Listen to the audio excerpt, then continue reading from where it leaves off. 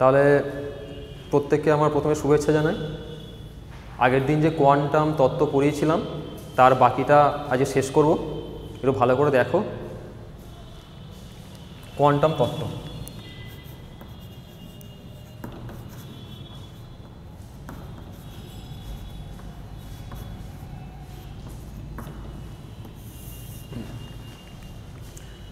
দেখো আগের দিন আমরা তিনটে গ্রাফ পেয়েছিলাম, খেয়াল করে দেখো তিনটে গ্রাফ আমি একটু আঁকছি শর্টে।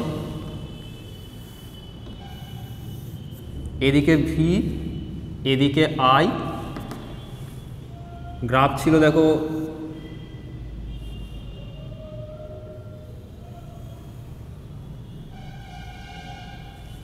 এরকম। এবারে যদি তুমি তীব্রতার পরিবর্তন করো তাহলে তীব্রতার পরিবর্তন করলে গ্রাফটা দেখবে এরকম ছিল। এটা হচ্ছে তীব্রতার সঙ্গে পরিবর্তন, এটা হচ্ছে কম তীব্র, এটা হচ্ছে কম তীব্র আলো, এটা হচ্ছে বেশি তীব্র আলো।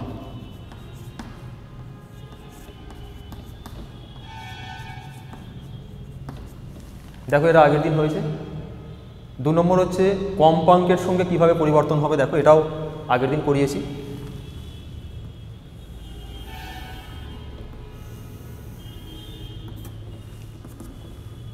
এদিকে ভোল্টেজ, এদিকে কারেন্ট,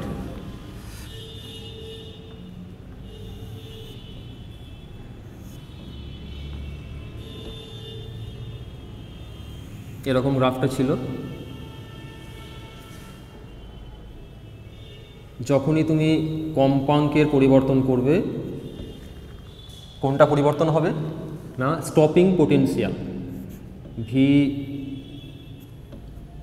V01 আর V02। দেখো আগের দিন এটা বলা হয়েছে স্টপিং পোটেনশিয়াল পরিবর্তন হয়েছে কার সঙ্গে, কম্পাঙ্কের সঙ্গে। এটা নিউ1, এটা নিউ2।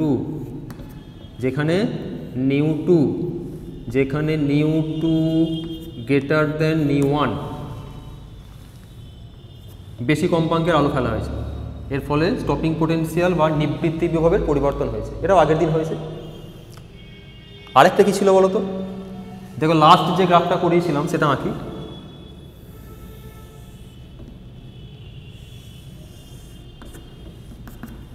এইদিকে হবে তোমার নিবৃত্তি বিভব ভিও বা গতিশক্তি, দুটিই হবে, বা গতিশক্তি ইম্যাক্স। দেখো এটা করিয়েছি আগে, নিবৃত্তি বিভব ভিও বা গতিশক্তি ইম্যাক্স, তার সঙ্গে কম্পাঙ্ক নিউ। দেখো গ্রাফ ছিল এরকম। এই পয়েন্টে কি ছিল, প্রারম্ভ কম্পাঙ্ক নিউ0। দেখো প্রারম্ভ কম্পাঙ্ক নিউ0। তাহলে এখান থেকে কি কি বৈশিষ্ট্যগুলো পেয়েছিলাম আমরা, এটা আজকে বলবো। প্রথম এটা দিয়ে শুরু করব। কি বৈশিষ্ট্য পেয়েছিলাম না, আলোক তড়িৎ প্রবাহ মাত্রা কার সঙ্গে তোমার কার উপরে নির্ভর করছে, আলোর তীব্রতার উপরে।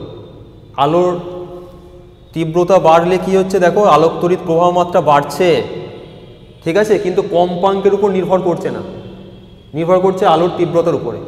2 নম্বর কি, 2 নম্বর পেয়েছিলাম যে স্টপিং পোটেনশিয়াল বা নিবৃত্তি বিভব কার উপর নির্ভর করছে, আলোর কম্পাঙ্কের উপরে। দেখো কম্পাঙ্ক চেঞ্জ করলে স্টপিং পোটেনশিয়াল চেঞ্জ হচ্ছে, কিন্তু তীব্রতার পরিবর্তন করলে কোনো চেঞ্জ হচ্ছে, কোনো চেঞ্জ হবে না। তাহলে নিবৃত্তি বিভব বা স্টপিং পোটেনশিয়াল নির্ভর করছে কার উপরে, কম্পাঙ্কের উপরে, তীব্রতার উপরে নয়। ঠিক আছে, 2 নম্বর বৈশিষ্ট্য পেলাম। আর 3 নম্বর কি, 3 নম্বর হচ্ছে যে এখানে একটা প্রারম্ভ কম্পাঙ্ক পাচ্ছি, সেই কম্পাঙ্কের কম কম্পাঙ্কের আলো ফেললে কোনো ইলেকট্রন নির্গত হবে না বা আলোক তড়িৎ প্রবাহ মাত্রা পাবো না, যত তীব্র আলোই ফেলা হোক। বুঝতে পারছো? তাহলে এই 3টে বৈশিষ্ট্য আগের দিন পেয়েছিলাম 3টে গ্রাফ থেকে। সেই জন্য এই 3টে গ্রাফকে কি বলে, ক্যারেক্টারিস্টিক কার্ভ বা বৈশিষ্ট্যমূলক গ্রাফ। এবারে প্রথমে তাহলে আলোক তড়িৎ ক্রিয়ার যে বৈশিষ্ট্যগুলো পেলাম সেগুলো আলোর তরঙ্গ তত্ত্ব দিয়ে ব্যাখ্যা করার চেষ্টা করা হলো, কিন্তু দেখা গেল তরঙ্গ তত্ত্ব ব্যর্থ হলো। কিভাবে ব্যর্থ হলো দেখো না, প্রথম যেটা বলি, প্রথম যেটা এক নম্বর হচ্ছে যে এই যে দেখলাম আমরা যে নিবৃত্তি বিভব,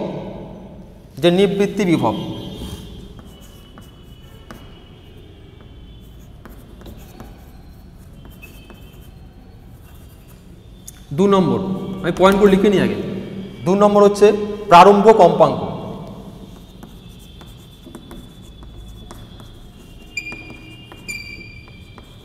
প্রারম্ভ কম্পাঙ্ক। 3 নম্বর হচ্ছে গতিশক্তি।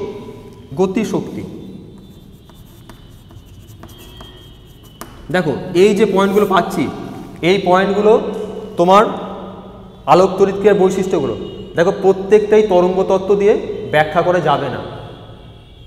ঠিক আছে, প্রথমেই বলি, যেমন প্রারম্ভ কম্পাঙ্ক দিয়ে শুরু করি। প্রারম্ভ কম্পাঙ্ক না, আলোর তরঙ্গ তত্ত্ব কি বলছে, যে বেশি তীব্র যদি আলো ফেলা হয়, বেশি তীব্র আলো ফেললে সেই আলোর শক্তি বেশি হবে, তীব্রতা বেশি হলে শক্তি বেশি হবে, তাহলে সেই শক্তি নিয়ে ইলেকট্রনগুলো ধাতুর পাত থেকে বাইরে বেরিয়ে যাবে।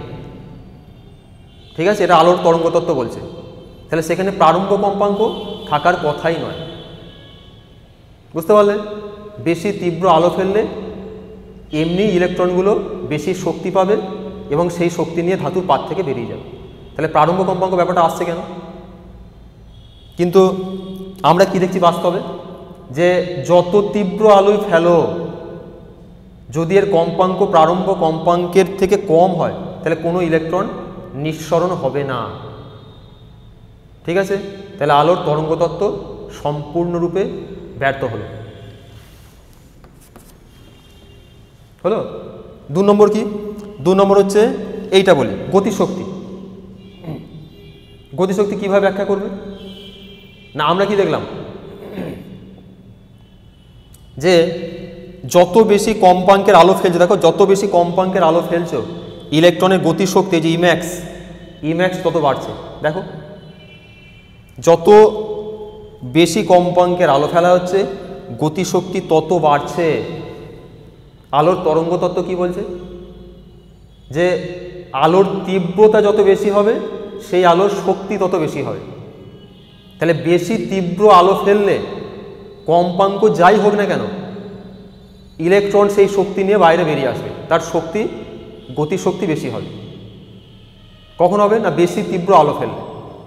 কিন্তু বাস্তবে কি হচ্ছে, গতিশক্তি তীব্রতার উপর নির্ভরশীলই নয়, নির্ভর করছে কার উপরে, কম্পাঙ্কের উপর।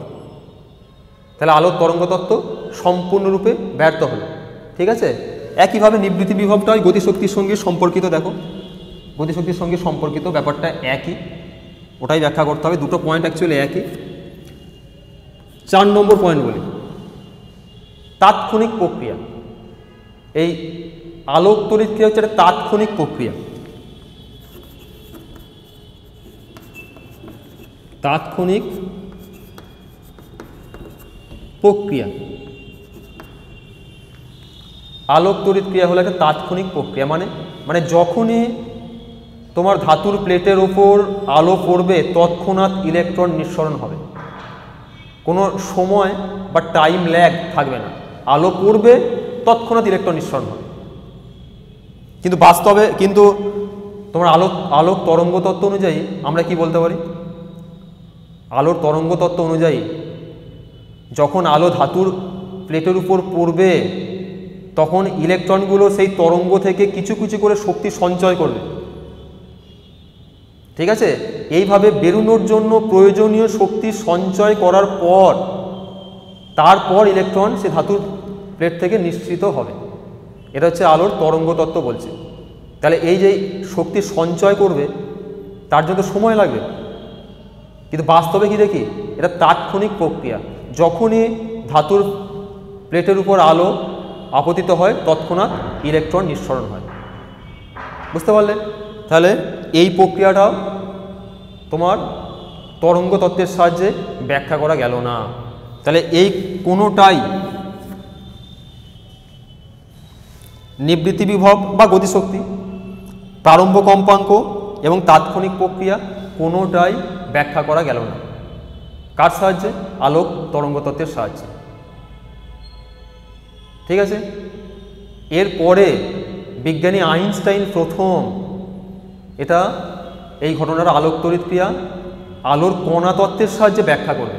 এবং তোমরা জেনে রাখো যে এই কারণে আইনস্টাইন নোবেল প্রাইজ পেয়েছিলেন। ঠিক আছে, আলোক তড়িৎকে ব্যাখ্যা করার জন্য।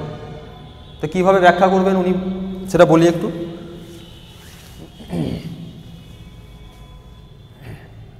বেশ, দেখো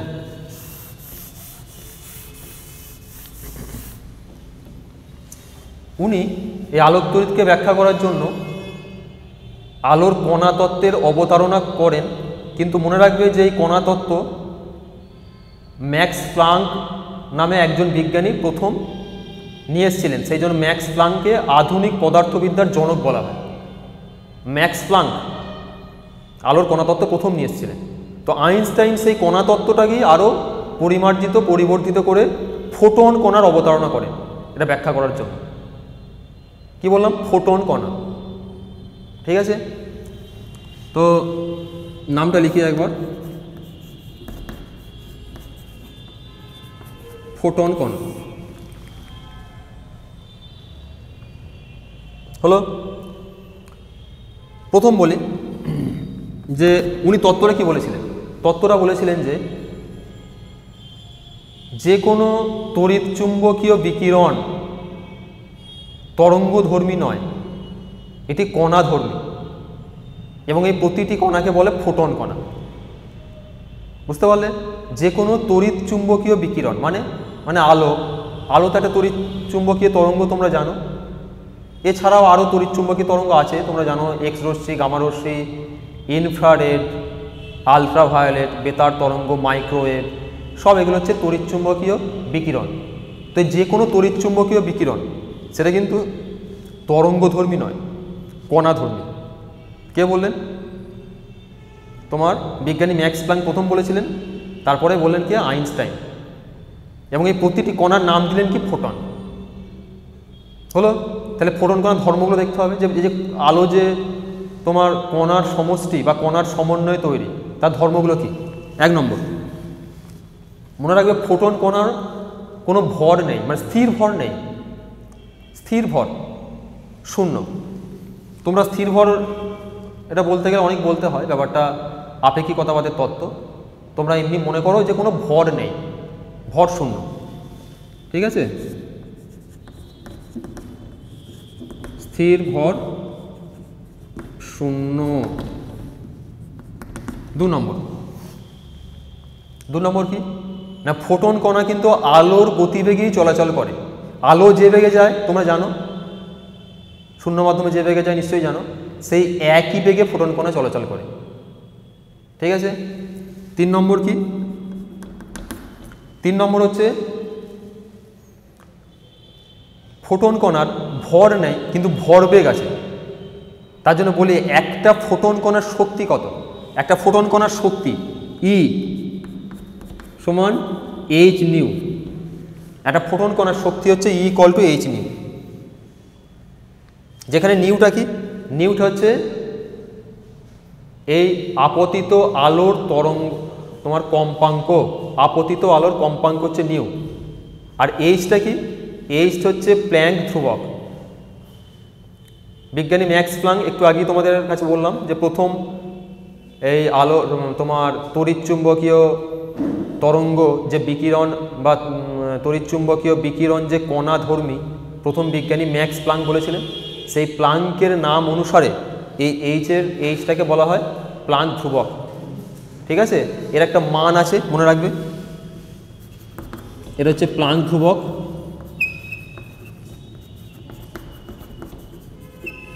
এর মান আছে একটা 6.62 × 10⁻³ জুল সেকেন্ড। 34 joule second. হলো? তাহলে প্রতিটি ফোটন কণার শক্তি কিন্তু এইটা, মনে রাখবে। আচ্ছা বেশ, এবারে যেটা বললাম যে ফোটন কণার ভর নেই, এই যে স্থির ভর শূন্য কিন্তু ভরবেগ আছে, ভরবেগ আছে। আমি এখানে করি 4 নম্বর, তাহলে ভরবেগ কত হবে না, এই যে ই সমান পেলাম E equal to H nu, তাহলে আমরা আবার এটাও লিখতে পারি E equal to P into C. P into C, পিটা কি, পিটা হচ্ছে ভরবেগ, পিটাকে বলছে ভরবেগ, পিটা হচ্ছে ভরবেগ। তাহলে এখান থেকে আমি এটা বলতে পারি পি সমান কত হবে E by C, P equal to E by C. ইটা কি, ইটা হচ্ছে একটা ফোটন কণার শক্তি এইচ নিউ, আর সিটা কি, সিটা হচ্ছে আলোর বেগ। তাহলে ভরবেগ পেয়ে গেলাম। দেখো তাহলে ফোটন কণার ভর শূন্য কিন্তু ভরবেগ পাচ্ছি, তার সঙ্গে শক্তি পেলাম, আর কি বললাম, এটা আলোর বেগে চলাচল করে। তাহলে এইগুলো হচ্ছে ফোটন কণার ধর্ম, বুঝতে পারলে? আইনস্টাইন প্রথম এটা ডিটেলসে বা বিস্তারিতভাবে ব্যাখ্যা করেছিলেন। এবারে এই ফোটন কণা বা ফোটন এই যে তত্ত্ব নিয়ে এলেন, তার সাহায্যে উনি কিভাবে আলোক তড়িৎ ক্রিয়া ব্যাখ্যা করবেন, এটা তোমাদের খুব ইম্পর্টেন্ট। তাহলে এর পরের টপিকটা হচ্ছে তোমার কণা তত্ত্বের সাহায্যে আলোক তড়িৎ ক্রিয়ার ব্যাখ্যা। দেখো কণা তত্ত্বের সাহায্যে আলোক তড়িৎ ক্রিয়ার ব্যাখ্যা।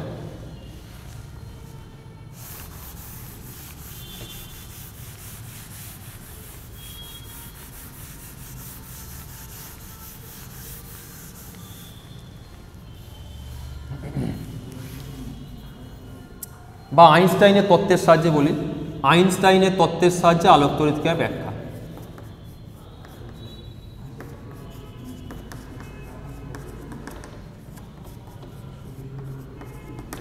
তত্ত্বের সাহায্যে আলোক তড়িৎ ক্রিয়ার ব্যাখ্যা।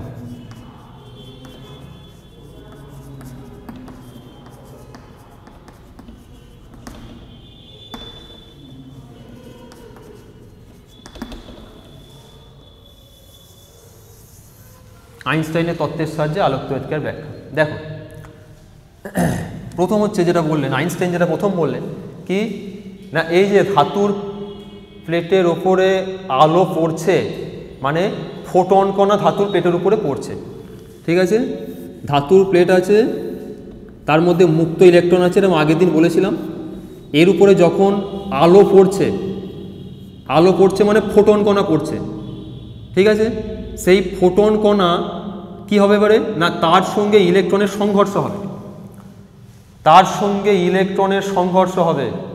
এবারে সংঘর্ষ হলে দুটো ঘটনা ঘটতে পারে, এক না ইলেকট্রনটাই ফোটন কণার পুরো শক্তিটা নিয়ে নেবে, দিয়ে বাইরে বেরিয়ে যাবে, আর 2 নম্বর কোনো শক্তিই নেবে না, ফোটন কণাটা প্রতিফলিত হবে। বুঝতে পারলে? এই দুটো ঘটনা ঘটতে পারে।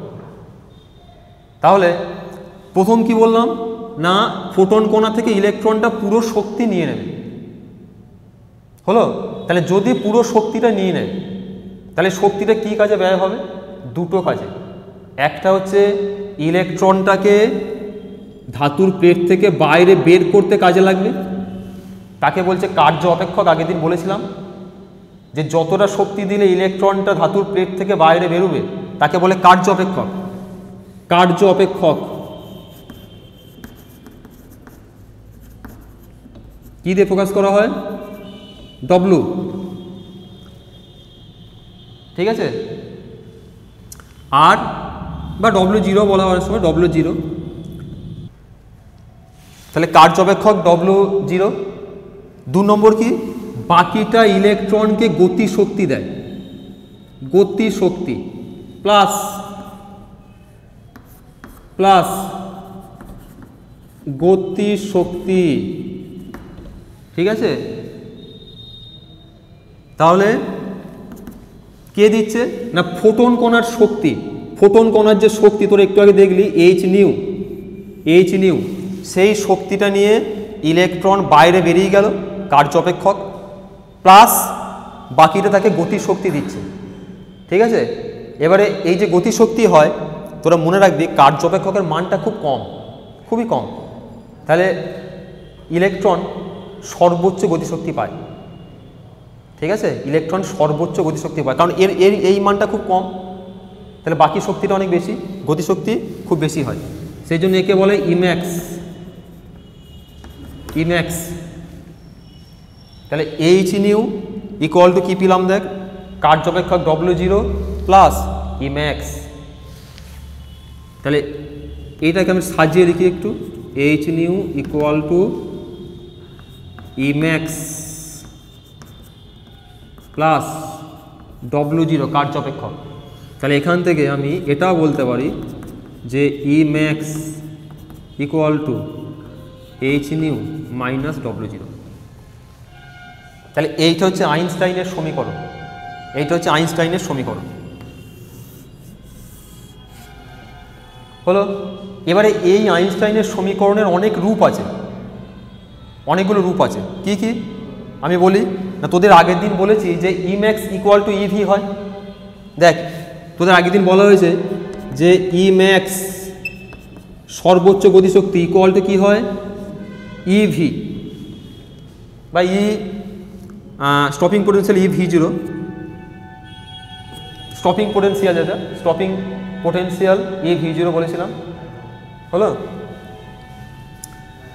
আর আবার এটা বলতে পারি যে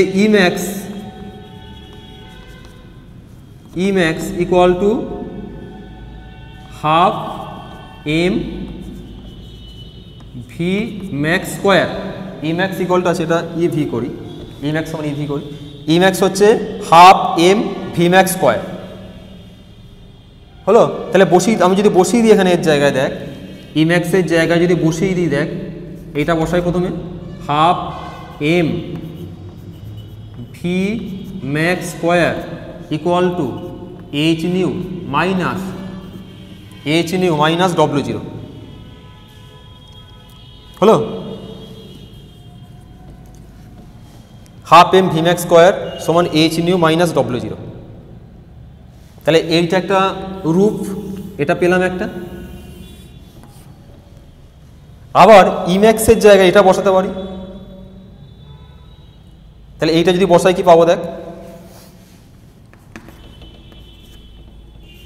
ইভি0 সমান এইচ নিউ মাইনাস W0, এটাও একটা রূপ। ইম্যাক্স তার জায়গায় বসিয়ে দিলাম ইভি0, যেখানে V0 কি stopping potential equal to H nu minus W0। তাহলে এই দেখ তিনটে রূপ পেলাম, এখন আরও রূপ পাবো, এই একটা, এই একটা, এই একটা, এই যে তিনটে রূপ পেলাম এখানে, এই তিনটে কি বলছে, কি আইনস্টাইনের সমীকরণ, আইনস্টাইনের সমীকরণ। ঠিক আছে, ভালো করে দেখে নে। তাহলে এই তিনটে কি বলছে, কি না আইনস্টাইনের সমীকরণ।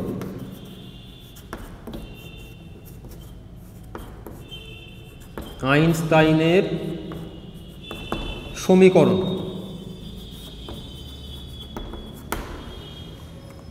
হলো। এবার এই আইনস্টাইনের সমীকরণ এর সাহায্যে আমরা আলোক তড়িৎকে ব্যাখ্যা করব। আমরা একটু আগে দেখলাম কি যে আলোক তড়িৎ ক্রিয়া আলোর তরঙ্গ তত্ত্বের সাহায্যে ব্যাখ্যা করা গেল না, ঠিক আছে, কিন্তু আইনস্টাইনের সমীকরণের সাহায্যে বিজ্ঞানী আইনস্টাইন তোর আলোক তড়িৎ ক্রিয়ার প্রত্যেকটা বৈশিষ্ট্যকে ব্যাখ্যা করবে। দেখ কিভাবে হবে।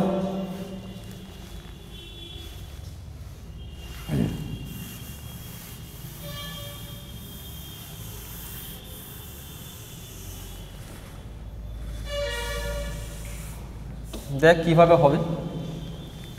প্রথম বলি সর্বোচ্চ গতিশক্তি, প্রথম হচ্ছে সর্বোচ্চ গতিশক্তি। দেখ 1 নম্বর,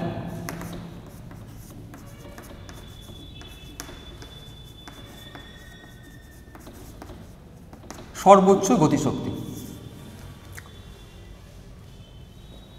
আমরা কি দেখেছিলাম যে সর্বোচ্চ গতিশক্তি নির্ভর করে কার উপরে, আলোর কম্পাঙ্কের উপরে, ঠিক তো।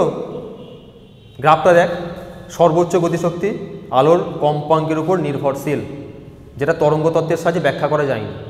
দেখ তো, আমি যদি এই প্রথম সমীকরণটাই ধরি, দেখ যে কোনো ধাতুর ক্ষেত্রে কার্য অপেক্ষক ধ্রুবক, কার্য অপেক্ষক ধ্রুবক, তাহলে ইম্যাক্সটা কার উপর নির্ভরশীল, নিউ এর উপরে। কারণ এইচটাও ধ্রুবক, প্লাঙ্ক ধ্রুবক, একটু আগে বললাম। তাহলে এইচটাও ধ্রুবক, কার্য অপেক্ষক ধ্রুবক, তাহলে ইম্যাক্স কার উপর নির্ভরশীল? কম্পাঙ্কের উপরে। তাহলে আইনস্টাইনের সমীকরণ থেকে কিন্তু একদম ক্লিয়ারলি বলা গেল এটা, ঠিক আছে, যে ইম্যাক্স নির্ভর করছে কি না সর্বোচ্চ গতিশক্তি ইম্যাক্স, ইম্যাক্স নির্ভরশীল কম্পাঙ্কের উপরে, নির্ভরশীল আলোর কম্পাঙ্কের ওপর।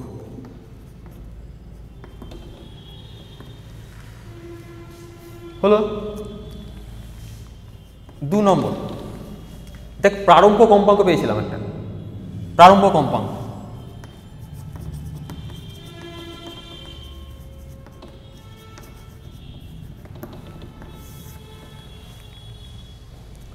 প্রারম্ভ কম্পাঙ্ক জিনিসটা তোরা নিশ্চয়ই জানিস, আমি বললাম যে যত তীব্র আলোই পড়ুক একটা নির্দিষ্ট কম্পাঙ্কের চেয়ে কম কম্পাঙ্কের আলো ফেললে কোনো ইলেকট্রন নিঃসরণ হবে না, ঠিক আছে। দেখ এটাও ব্যাখ্যা করা যাবে। আমি এই যে প্রথম সমীকরণটাই ধরি, দেখ ধর আপতিত আলোর কম্পাঙ্ক ক্রমশ কমাচ্ছিস, তাহলে যদি নিউয়ের মান ক্রমশ কমাস তাহলে এই সমীকরণটা দেখতো ইম্যাক্সটা কী হবে? ক্রমশ কমবে, ঠিক আছে। এইভাবে নিউয়ের মানটা কমাতে কমাতে এমন একটা কম্পাঙ্কের আলো ফেললি, এমন একটা কম্পাঙ্কের আলো ফেললি, কত না নিউ জিরো কম্পাঙ্কের আলো ফেললি, যার জন্যে ইম্যাক্সটা শূন্য হয়ে গেল, ইম্যাক্স শূন্য হয়ে গেল, ঠিক আছে। নিউ জিরো কম্পাঙ্কে ইম্যাক্স ইকুয়াল টু শূন্য, শূন্য হয়ে গেল, ঠিক আছে। তাহলে এই অবস্থায় আমি কি লিখতে পারি বলতো এই সমীকরণ থেকে? দেখ শূন্য equal to H nu zero minus W zero, তাহলে এইচ নিউ জিরো সমান ডব্লু জিরো, তাহলে এখান থেকে nu zero equal to W zero by H হলো। তাহলে প্রারম্ভ কম্পাঙ্কের রাশিমালা পেয়ে গেলাম। দেখ মনে রাখবি নিউ জিরো সমান ডব্লু জিরো বাই এইচ। বেশ, তাহলে প্রারম্ভ কম্পাঙ্কের দেখ রাশিমালা পেয়ে গেলাম। এবারে তুই যদি প্রথম রাশিমালা থেকে দেখিস, ভালো করে দেখ তো, যদি কম্পাঙ্কটা নিউ জিরোর চেয়েও কম নিস, মানে প্রারম্ভ কম্পাঙ্কের চেয়ে যদি কম হয়, তাহলে কি হবে? দেখ ইম্যাক্সটা নেগেটিভ হয়ে যাবে, ইম্যাক্স নেগেটিভ হবে। দেখ কম্পাঙ্ক যদি আমি এই সমীকরণে ডব্লিউ জিরোর জায়গায় বসাচ্ছি, এইটা ডব্লিউ জিরোর জায়গায় এইচ নিউ জিরো বসাচ্ছি এই সমীকরণে,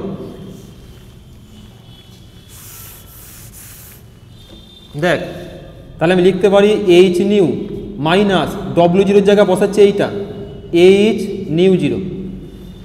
এবারে যদি তুই এমন কম্পাঙ্ক ফেললি যার কম্পাঙ্ক নিউ জিরোর চেয়েও কম, অর্থাৎ nu less than nu zero, প্রারম্ভ কম্পাঙ্কের চেয়েও কম, তাহলে কি হবে? দেখ সেক্ষেত্রে দেখ ভালো করে খেয়াল করে দেখ যে ইম্যাক্স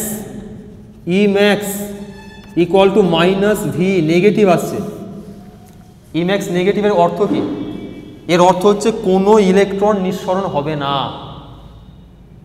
বুঝতে পারছিস? গতিশক্তি নেগেটিভ মানে হচ্ছে কোনো ইলেকট্রন নিঃসরণ হবে না। তাহলে এটাই তো ছিল বা এটাই বাস্তবে ঘটে যে যদি আপতিত আলোর কম্পাঙ্ক প্রারম্ভ কম্পাঙ্কের চেয়ে কম হয় তাহলে কোনো ইলেকট্রন নিঃসরণ হয় না, ঠিক আছে। তাহলে আইনস্টাইনের সমীকরণের সাহায্যে কিন্তু প্রারম্ভ কম্পাঙ্ক ব্যাখ্যা করা গেল, ঠিক আছে। এবার 3 নম্বর দেখ, 3 নম্বর হচ্ছে তাৎক্ষণিক প্রক্রিয়া।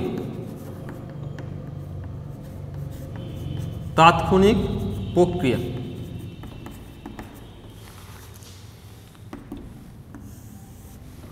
দেখ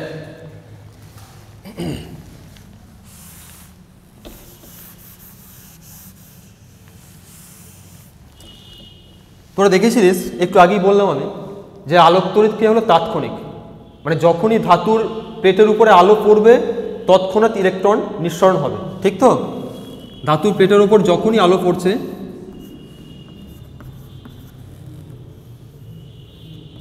তৎক্ষণাৎ ইলেকট্রন নিঃসরণ হবে, মানে কোনো টাইম ল্যাগ থাকছে না, টাইম ল্যাগ থাকছে না, একে বলছে তাৎক্ষণিক প্রক্রিয়া। তো আলোর তরঙ্গ তত্ত্বের সাহায্যে এটা ব্যাখ্যা করা যায় না, এটা একটু আগে বললাম তো দিকে। এবারে আইনস্টাইন কি বললেন? আইনস্টাইন যেটা বললেন যে ফোটন কণার সঙ্গে এই যে ইলেকট্রনের সংঘর্ষ হচ্ছে সেই সংঘর্ষটা স্থিতিস্থাপক সংঘর্ষ, ঠিক আছে? এই সংঘর্ষে কি হবে না ইলেকট্রনটা ফোটন কণার সমস্ত শক্তি নিয়ে নেবে, সমস্ত শক্তি নিয়ে নেবে এবং সঙ্গে সঙ্গে বেরিয়ে যাবে, মানে ফোটন কণার সঙ্গে যখনই ইলেকট্রনের সংঘর্ষ হচ্ছে তৎক্ষণাৎ তোর ইলেকট্রন সেই শক্তি নিয়ে বাইরে বেরিয়ে যাচ্ছে, মাঝে কোনো টাইম ল্যাগ থাকছে না, তা তাৎক্ষণিক প্রক্রিয়া। বুঝতে পারলি? তাহলে এটাও কিন্তু ব্যাখ্যা করা গেল ফোটন কণার সাহায্যে। 4 নম্বর দেখ, 4 নম্বর হচ্ছে তোরা দেখেছিলিস যে তোর আলোক তড়িৎ যে প্রবাহ মাত্রা পেয়েছিলাম সেই প্রবাহ মাত্রা আলোর তীব্রতার সঙ্গে সমানুপাতিক ছিল। আলোক তড়িৎ প্রবাহ মাত্রা আলোর তীব্রতার সঙ্গে সমানুপাতিক। দেখ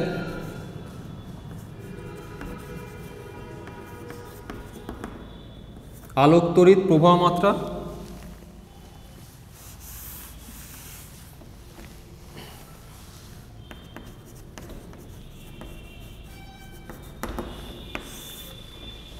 তীব্রতার সঙ্গে সমানুপাতিক, এটা দেখেছিলাম আমরা, যেটা কিন্তু তোর আগে ব্যাখ্যা করা যায়নি। তো আইনস্টাইনের আলোক তড়িৎ ক্রিয়ার সাহায্যে কিন্তু ব্যাখ্যা করা যাবে, ঠিক আছে? আমি গ্রাফটা একটু আঁকি, তোরা ভুলে যেতে হবে, গ্রাফটা একটু আঁকছি। দেখ দেখ এদিকে ছিল ভোল্টেজ, এদিকে কারেন্ট, গ্রাফ ছিল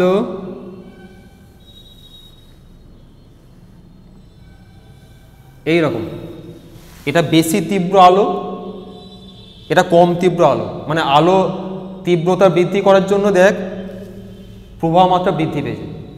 তো এটা কী করে ব্যাখ্যা করা যায় বলতো?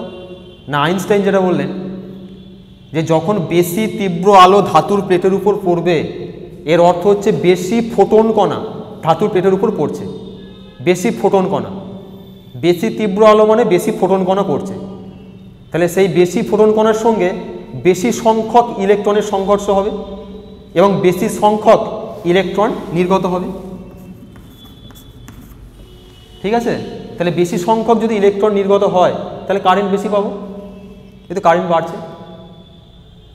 আরও তীব্র আলো ফেললে তাতে আরও বেশি ফোটন কণা থাকবে, আরও সংঘর্ষ হবে, আরও কারেন্ট বেশি পাবো।